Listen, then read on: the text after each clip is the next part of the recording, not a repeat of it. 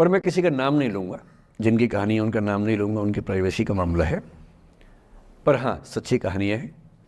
अच्छी बात है कि इन कहानियों के किरदार हम लोग नहीं बने, ईश्वर करे हम कभी ना बने, लेकिन कहानियाँ सच्ची हैं। जब मैं दिल्ली आया था 1990 में, मैं हरियाणा के एक शहर से, भिवानी से दिल्ली आया था पढ़ने के लिए। मेरे ड्रीम कॉलेज में हंसराज भी एक था, पर मेरा संयुक्त से मेरा एडमिशन जाकिर हुसैन में हुआ। मेरे अंक ठीक थे, यहाँ हो सकता था, पर मैं तो नई दिल्ली स्टेशन पे उतरा, बाहर निकला, पता लगा वहीं एक कॉलेज है, वहीं एडमिशन ले लिया मैंने। तो लोगों ने कहा कि यार कैंपस बड़ा अच्छा होता है। मैंने, अरे क्या फ़र्क पड़ता है, कॉलेज कॉलेज होता है, छड्डो, यही छड्डो में सिखाने आया हूँ आप लोगों को। ये ठीक है, स्टेशन से निकले वहीं कॉलेज है, मैंने घर जाना होगा तो आराम से कॉलेज से निकल जाएंगे, क्या रखा कैंपस में। पर मेरा एक दोस्त जो मेरे साथ ही आया था उसी शहर से, उसने एडमिशन हंसराज कॉलेज में लिया। मैं और वो स्कूल के डिबेटर्स थे, डिबेटिंग में हम लोग स्कूल टाइम से काफ़ी एक्टिव थे। डीयू में आए तो यहाँ भी एक्टिव रहे। डीयू में मैंने करीब 5 साल डिबेटिंग की और मेरा ख्याल है कि लगभग मतलब 300-400 डिबेट्स मैंने जीती होंगी डीयू में, कुछ हरी भी होंगी, लेकिन मैंने खूब डिबेट, वो मेरा दरअसल दाना पानी था, रोजी रोटी मेरी वही थी कॉलेज के दिनों में।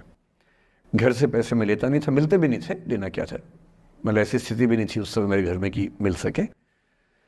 तो डिबेटिंग मेरा रोजगार था, एम्प्लॉयमेंट था, मेरा उससे काम चल जाता था आराम से। उसका भी चल जाता था, वो हंसराज से था, मैं जाकिर हुसैन से था। हम खूब डिबेट्स में मिलते थे। अक्सर ट्रॉफी या तो हम जीतते थे या वो जीतता था, कोई भी जीते रूम पे ही आती थी, क्योंकि हम रूममेट्स थे, एक साथ ही रहते थे। वो मुझसे योग्यताओं के मामले में 21 था, बल्कि अगर वो 21 था तो मैं 15 ही रहा हूँगा या 12 रहा हूँगा, 22 या 21 तो नहीं रहा हूँगा, मुझसे बेहतर था योग्यताओं में, बड़ा अच्छा व्यक्ति था। ग्रेजुएशन के बाद मैंने एमए हिंदी साहित्य में एडमिशन लिया, जबकि बीए ऑनर्स हिस्ट्री में किया था मैंने। उसने तय किया कि वो कुछ और करेगा, प्रोफेशनल कोर्स करेगा, नौकरी करेगा, तो वो चला गया दिल्ली से। मैं दिल्ली में रहा। फिर मैं एमए के बाद तैयारी करने लगा यूपीएससी की। तब तक मैं यूजीसी जेआरएफ कर चुका था। पहला अटेम्प्ट दिया, प्रीलिम्स हो गया। मेंस मेरा 96 के मेंस की बात कर रहा हूँ, मेंस शुरू होने वाला था, 2 दिन रह गए थे। करीब 10 दिन पहले वो मेरे पास आया हुआ था दिल्ली में, मिलजुल के अच्छे से बात करके गया था। उन दिनों उसका एक प्रेम संबंध कहीं हमारी ही एक मित्र के साथ चल रहा था।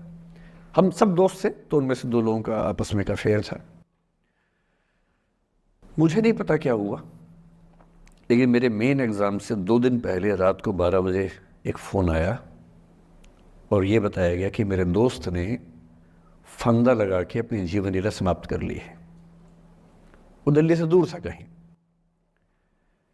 और जिस व्यक्ति के बारे में मेरी राय ये थी कि उतना जीवट वाला व्यक्ति कोई हो नहीं सकता, जो जिंदगी से हार सकता ही नहीं, जिसके होने से कई लोग हमेशा जीता हुआ महसूस करते हैं, वो चुपचाप एक बंद कमरे में जिंदगी से हार गया।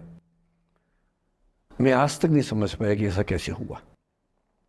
बाद में टटोला, उसके पेरेंट्स से बात हुई, भाई से बात हुई, उन्होंने उसकी याद में एक सोशल वर्क शुरू किया ताकि किसी और बच्चे को ऐसा न करना पड़े। तो जो हल्का हल्का अनुमान हुआ वो है कि शायद कुछ ऐसा था रिलेशनशिप में जो नहीं संभल पाया था, और रिश्ता टूट ना जाए इसका दबाव बहुत ज़्यादा था, और वो दबाव झेल नहीं पाया। इस उम्र में ऐसा फेज़ आता है, कई बार आता है।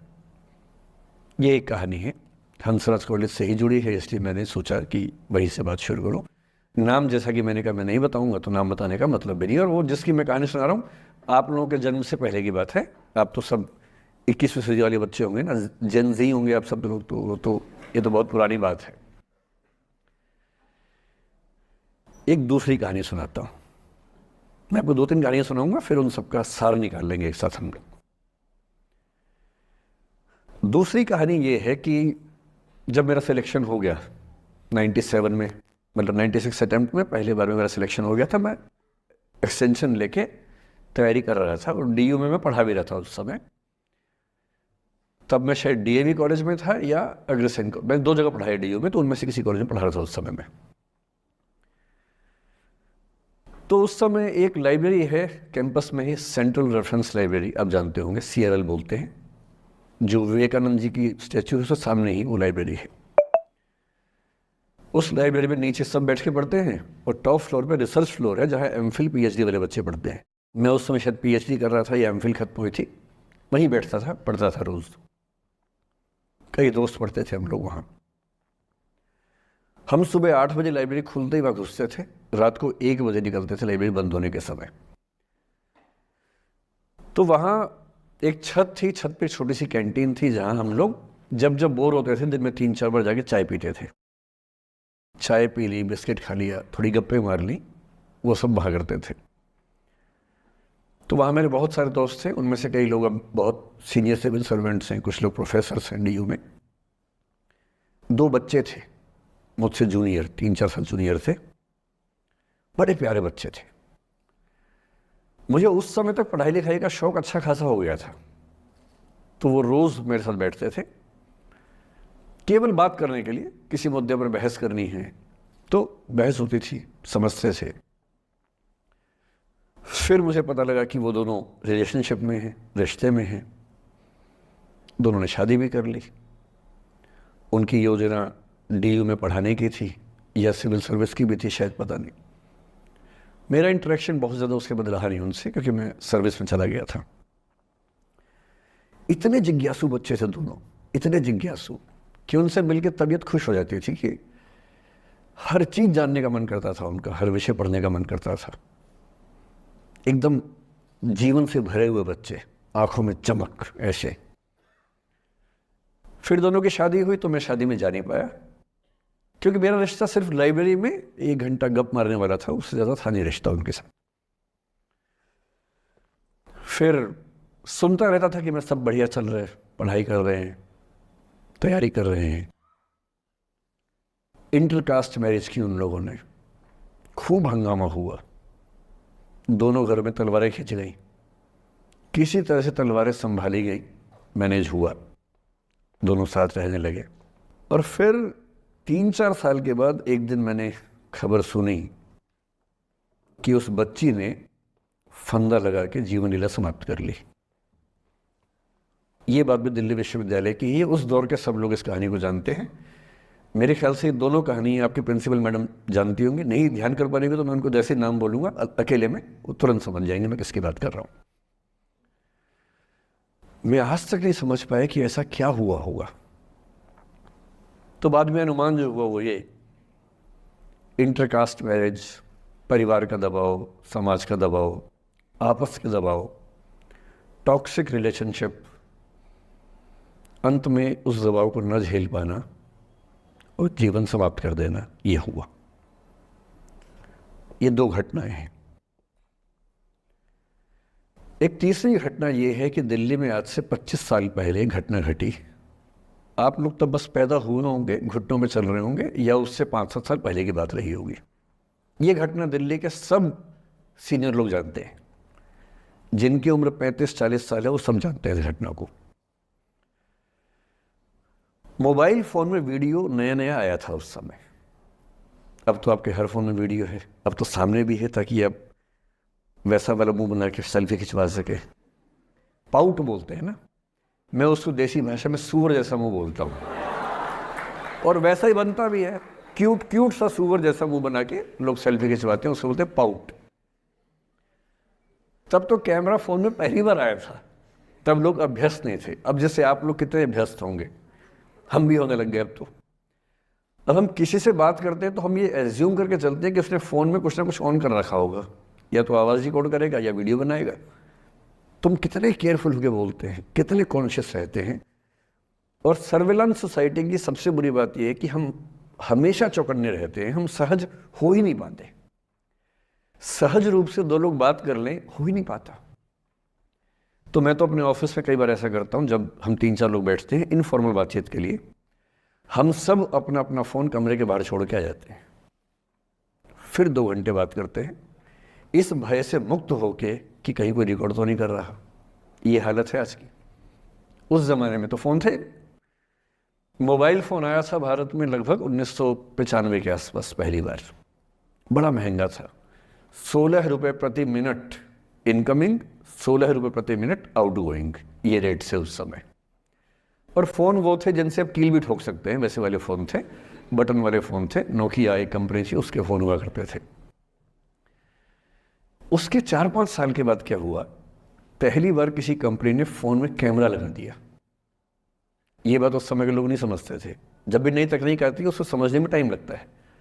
जो पहले समझते हैं फ़ायदा उठा लेते हैं, जो थोड़ा लेट समझते हैं वो उसका नुकसान उठाते हैं। उस समय दिल्ली के एक प्रसिद्ध स्कूल में 11वीं-12वीं क्लास के 2 बच्चों में आपस में कोई रिलेशनशिप रही होगी।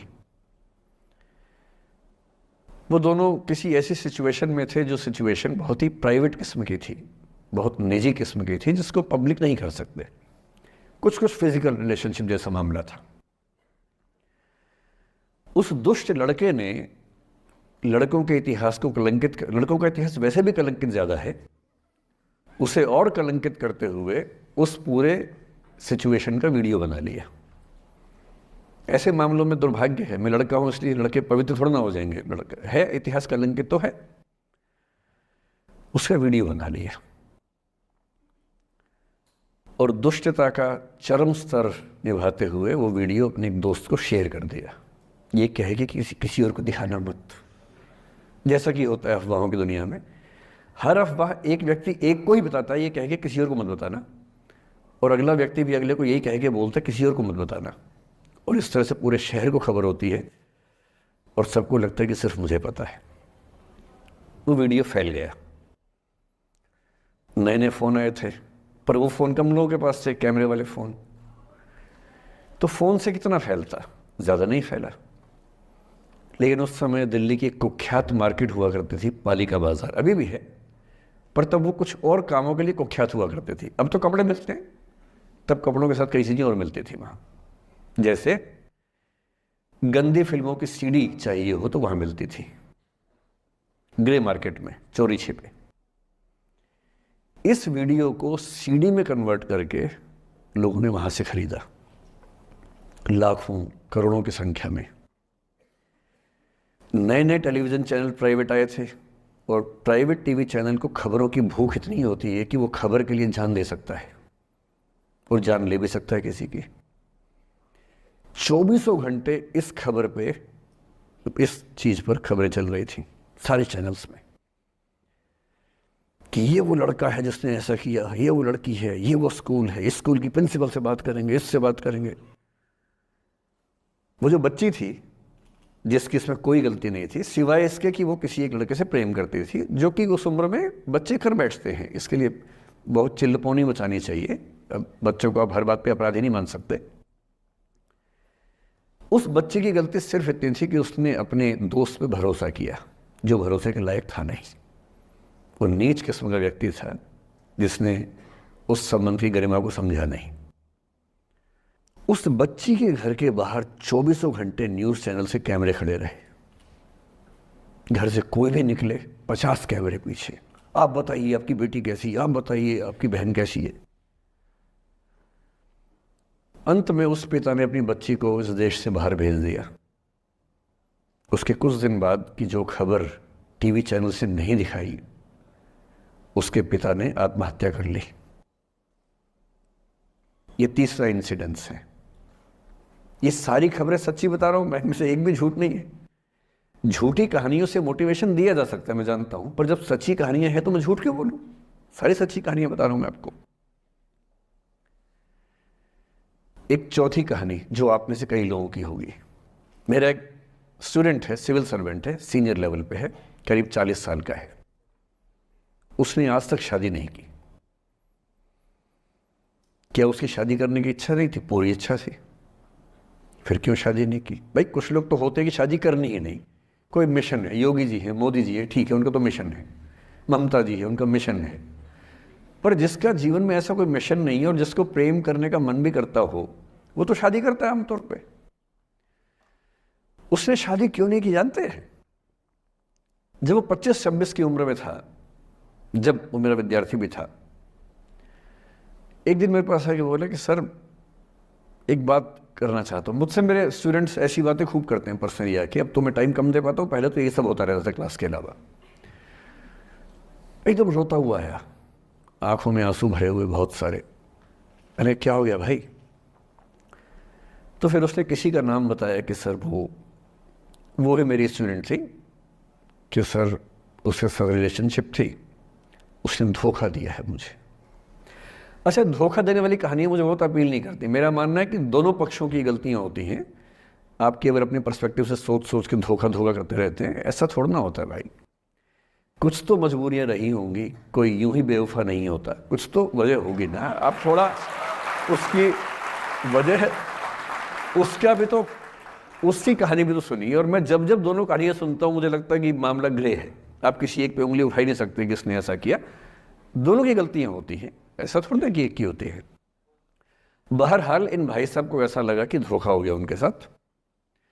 तो मैंने कहा चलो कोई बात नहीं यार, हो गया तो हो गया, तू नहीं कोई और सही, ऐसा क्या है। इतनी बड़ी दुनिया है, 8 अरब की आबादी अब है, उस समय भी 6-7 अरब तो थी। मैंने कहा 3.5 अरब 350 करोड़ में कोई तो होगी तुम्हारे लिए, ऐसा क्या है, कोई और देखेंगे। पर वो थोड़ा ज़्यादा सेंटिमेंटल था उस समय। धीरे धीरे पता नहीं उसके मन में क्या बैठ गया, उसके मन में ये बैठा कि दुनिया की सारी लड़कियां धोखेबाज होती हैं। ऐसे मूर्खों की कमी नहीं है दुनिया में, ऐसे बहुत मूर्ख हैं। दर्शन की दुनिया में इसे अवैध सामान्यीकरण कहते हैं, इलिसिट जनरलाइजेशन। इसका मतलब बहुत छोटे सैंपल के बेस पे ये समझ लेना कि ये थियरी पूरे ब्रह्मांड पर लागू होती है। एक लड़की ने धोखा दिया, मान लीजिए धोखा दिया, धोखा इसने दिया कि उसने दिया कि किसी ने दिया, जो भी कहानी हो, एक सैंपल से ये मान लेना कि सब ऐसे होते हैं। और उसके बाद से उसने कम से कम 10 बार कोशिश की, 10 लोगों से मिला, बातचीत की शादी के लिए। डेटिंग तो क्या करेगा 40 की उम्र में, लेकिन हाँ बातचीत करके देखा कि शायद रुचियाँ मिल जाएं, स्वभाव मिल जाए तो शादी के बारे में सोचें। हर बार 3-4-5 मीटिंग के बाद वापस हट जाता है। अब तो मैंने पूछना बंद कर दिया है। जब तक मैं पूछता था, बोलता था कि सर 3-4 मीटिंग के बाद लगता है कि ये भी वैसी ही है। मैंने कहा भूल जाओ भाई, उससे भूल जाओ, बात खत्म हो गई। उसके बच्चे घूम रहे हैं आजकल स्कूल में, अब तुम कम से कम शादी तो कर लो। वो भाई साहब आज तक अकेले हैं, और अब तो बाज़ार में मूल्य भी कम हो गया उनका, अब विकल्प भी ज़्यादा नहीं मिलते हैं। अब जो विकल्प मिल रहे हैं वहाँ उसकी रुचि और कम हो गई है। तो पूरी संभावना है कि वो जीवन अकेले ही गुजरेगा अब उसका। एक अंतिम एग्जाम्पल देके फिर मैं निष्कर्ष की तरफ बढ़ूँगा। मैं एक IAS ऑफिसर को जानता हूँ, 2 IPS को जानता हूँ, बहुत योग्य लोग, देश के सबसे अच्छे संस्थाओं से पढ़े हुए लोग, प्रॉपर IAS प्रॉपर IPS में नौकरी करने वाले लोग, और इन तीनों ने अपना जीवन समाप्त कर लिया नौकरी में रहते हुए। क्यों?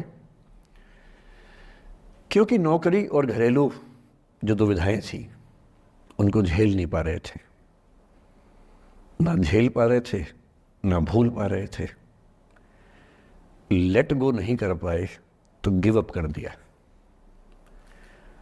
और इसलिए मुझे अक्सर लगता है कि जितनी चीज़ें हम सिखाते हैं बच्चों को, हिस्ट्री, इकोनॉमिक्स, लिटरेचर, वो सब ठीक है, उनका भी महत्व है। शायद उससे ज़्यादा महत्व इस चीज़ का है कि ये समझें कि अपने इमोशंस को कैसे मैनेज करना है। जब जीवन में ऐसा लगे कि सब खत्म हो गया है, जब जीवन में लगे कि बहुत टॉक्सिक किस्म की लाइफ हो गई है, उससे बाहर कैसे निकलें, शायद ये सबसे महत्वपूर्ण लेसन होता है जो हम सबको सीखना चाहिए। मैंने कहीं से सीखा नहीं है, ना मैंने ऐसी किताबें पढ़ी हैं। हालांकि मैंने 2 किताबें मंगवाई हैं पिछले हफ्ते, पढ़ी नहीं है अभी तक, तो मैं किताबों के बेस पे नहीं जानता कैसे सीखते हैं, लेकिन ज़िंदगी से तुम सीख सकते हैं।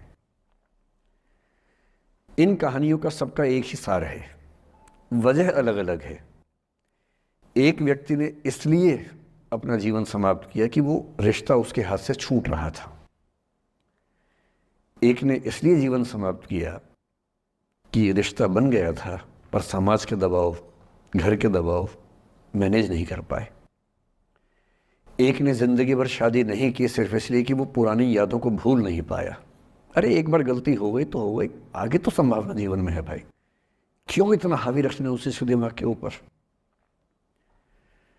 कुछ लोग देश की सबसे अच्छी नौकरी में होकर हर पैमाने पर सफलता की हर कसौटी पे खरा उतरने के बाद जीवन नहीं बचा पाए, क्योंकि दूसरों की नज़र में आप बहुत सफल हो जाए, अपनी नज़र में शून्य हो, तो फिर जीवन कैसे बने, जीवन कैसे बचे।